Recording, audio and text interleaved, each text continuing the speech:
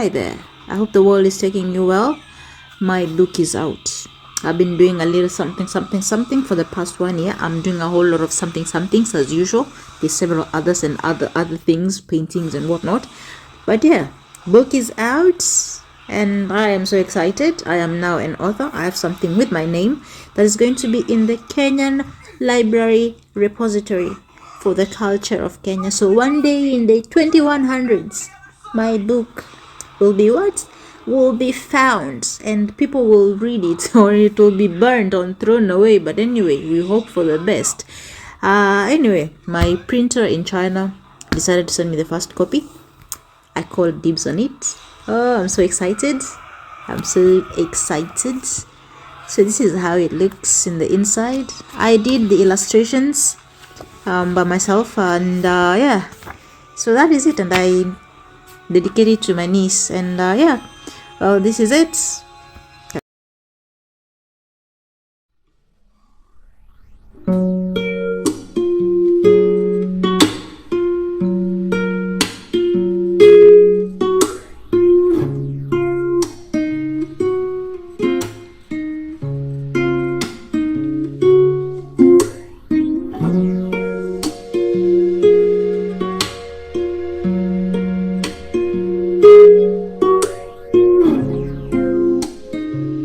A couple of things that are going to be added, or that have been added to the other copies: the bio about author page and the ISBN, and copyrights, of course. And I wanted to do something a bit different, of course, change of these colors, but well, my printer said no, too difficult, I can't do it, make book look dull.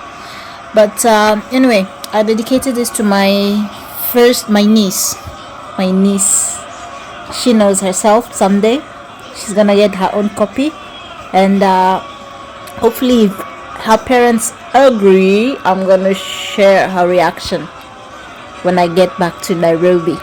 But yeah, so this is a story that we used to get told by my grandmother a lot. Where I grew up is an area called Busamaro, and we used to have a swamp that we used to cross over to get onto the hill to get to our home.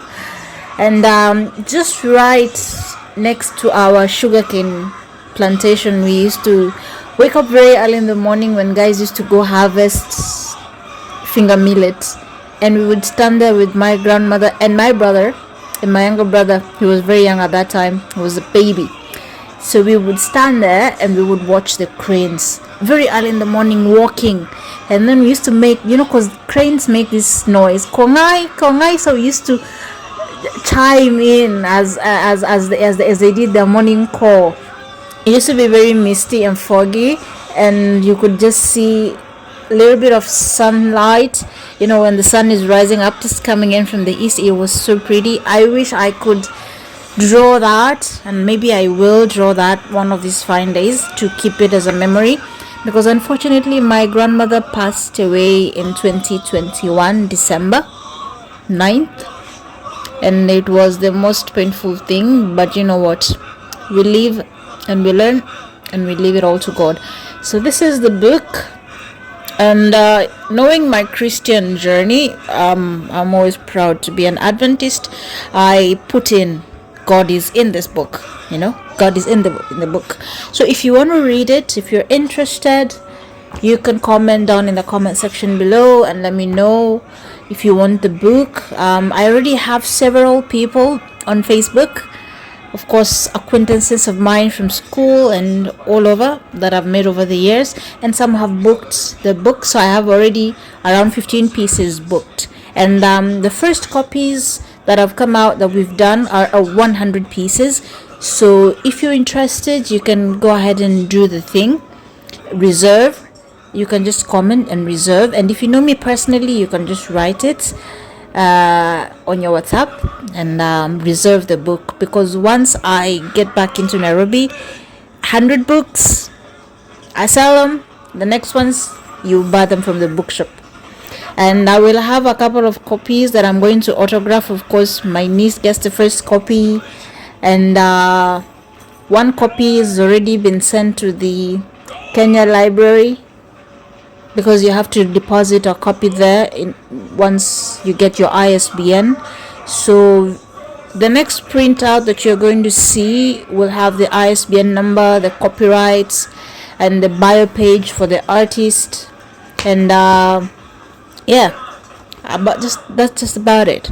So I am so happy I got to do this project. 1.5 years. I said before 1 year, but there was a period where I paused because writer's block. And really also working on the second and third book. They're almost halfway done actually. The second book is 78% done. I'm just trying to get an illustrator. If I can't get an illustrator who has a very fair price, because we're hustling in this world, I will do the illustrations myself. So I used Canva, the app, and of course I paid very many subscriptions. Imagine, from 2022 December I paid, 2023 I'm still paying, because I use it for majority of my designs, for my books, for my labels, for my cosmetic company, and for my sweater company. I make all my labels, jack of all trades. And I also use it to edit my paintings. So you're gonna see something coming along with one of the paintings for the Masks We Wear series. I have done merch for it, and I'm waiting to see how it turns out, and hopefully I get to throw it and show you guys how the painting looks. I'm sure the client is going to be surprised when I give them the merch with their painting. And anyway, I digress. So the book, this is a first for me. It's a first for me, so I tap myself on the back. It was really hard to do it, and it was hard to turn off the noises sometimes, frankly, because you're like dreaming of so many things. You finished, you're doing the next chapter, and then you're having dreams about chapters for another book and paintings, so you have to wake up in the middle of the night, and sometimes it's a little bit uncomfortable for whatever. So it was a long process, and sometimes even people made fun of me, because people are like, oh, you've been writing the book for 1.5 years. I just did a 70-page report to my boss today and I finished, and you've been doing a 68-page book for 1.5 years. I've been doing a 68-page book for 1.5 years because it requires creativity, and there are days I would have to go into my dreams just to remember. I don't want to mess anything up, because this is something that was so precious to me. It's a story that I have always remembered for the longest time possible, because it meant so much for me. It was the first story that we were told about being truthful. And when you're that young, I think I was around, because I'm older than my sibling, my brother Mark, by 2 years, and my younger brother a couple of years, I think 5 or 6 or 7, around 7 years. So you see, me being the eldest, I took on the mantle of, I have to be the truth seer. Well, it's gonna be you, but you know what, life is life, and we are trying to get back onto the track of being as good examples as we can be. So this story meant a lot for us, because whenever we would lie, my grandmother would remind us, do you want to go, especially when we would be going home, crossing the bridge, she would tell us, there were so many bridges, there were like 7 bridges, and it was so lovely. It was so lovely. When I went back last year for my grandmother's funeral, there was nothing. The swamp, most of it had died or had been taken over. People had tried to terraform it to make more concrete land to walk on.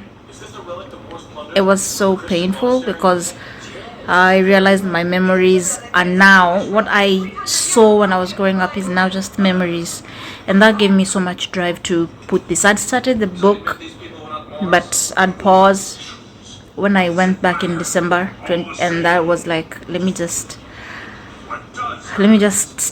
finish this book. So probably this book has actually been in the works for almost 2.5 years, because I did the first page, I did the cover page, and then I did the first, second, and third page, and then I paused because I had commissions for art. I had to paint, because clients tell you, I want this in a month, I want this in 2 months.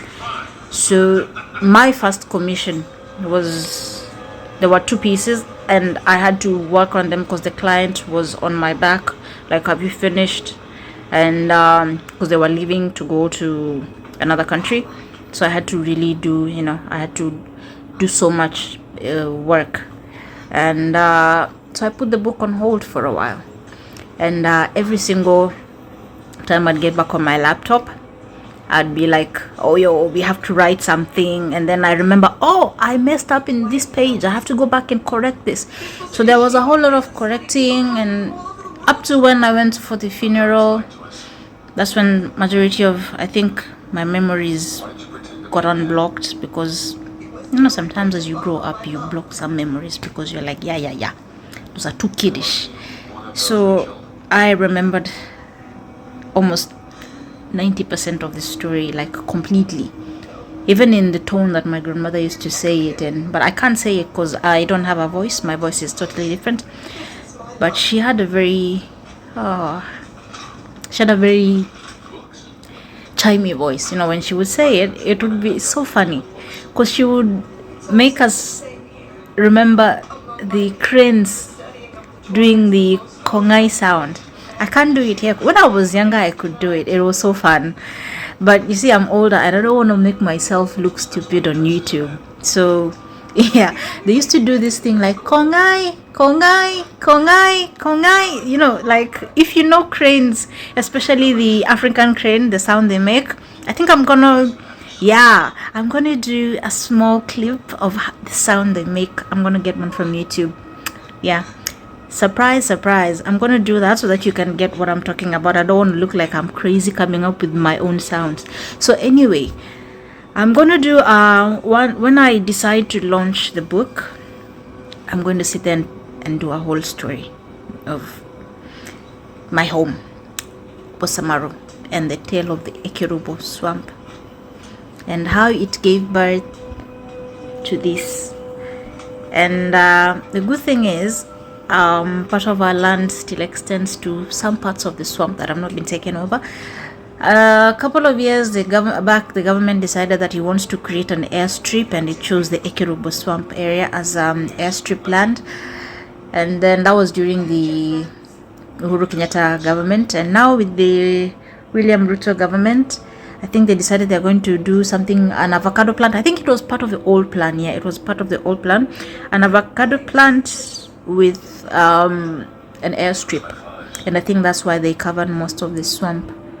They did so much injustice and disservice to some of us because our memories rested on it. Yeah, but anyway, I digress. I don't want to shed tears like a little child. But anyway, so if you come across the book online in any bookshop in the future, please buy it, support your girl, because doing this thing of multi-city business person, Kenya and China, is not easy. It's very expensive, and yeah, but we try, we do our best. But if you get the book, please purchase it. It kind of gives me momentum to print the second one, which is, I think I am going to show you once I have finished and I've aced the cover, because I'm having to do my illustrations by myself, because of course I'm an artist. I don't have the correct apps for the illustrations because I still don't know how to use Adobe Illustrator. I'm gonna learn, but for now Canva works perfectly well for me. So I am, as usual, if you like the video, please do the thing down in the comment section below, and please forgive me for my whatever. I just had to tie it up because it gets very all over my face, and if I'm at home, there's no need of letting it down because I'm not going anywhere.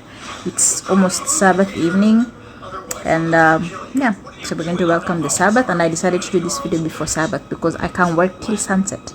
So please get the book, and if you want to hear the whole story, wait for the video, perfectly polished video.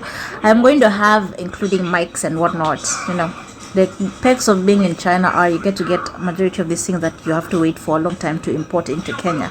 So I'm going to get some of those things. I'm going to do it like a podcast-ish type of way for every time that I do a new book. And I'll read the story and you get to hear it in my own voice and with my emotions, because of course there's story that emotions have to be in, and this is one of those books that emotions, memories, and family are in them. You know, family is in them indirectly, but I hope it gets to teach children the importance of staying truthful, and you know, and I also hope it gets to inspire those children who have so much brain activity in their minds to go down and put down everything that they see. Because for me, I put down every snippet. If I wake up, if I dream something, I wake up. Even painting ideas, I just wake up and write it down. I always have my sketchbook right next to my bed. It's very hard for my beloved to understand that sometimes, but yeah, well, he's gotten the hang of it, because what can he do? He loved what he loved, or he loves what he loves. So here, buy it, the Cranes of EKERUBO Swamp. And yeah, Vilba out. Catch you later. Just one last look at the book for you. It's yeah, not 68 pages, it's actually 64 pages, of course. So if we add the other small intro, yes, the intro and whatnot, it's going at the end, it's going to be 68 pages. So final look, and thank you so much for staying tuned, and thank you so much for the 2 new subscribers that we have. I'm so grateful. As long as we are growing, even if it's a slow pace, I am so appreciative of you, my new 2 subscribers, and my older subscribers. I am so thankful for sticking around. Most of you are my friends and family. Thank you for sticking around. And the new 2 ones who I don't know who they are, and thank you so much for joining the Vilba family. And I hope you get used to Vilba and her quirks. Alright, Vilba out. Catch you later. Bye bye.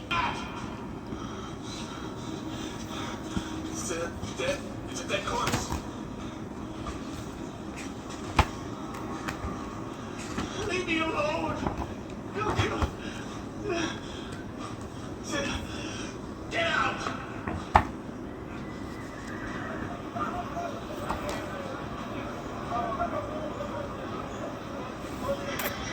Be watchful and truthful always.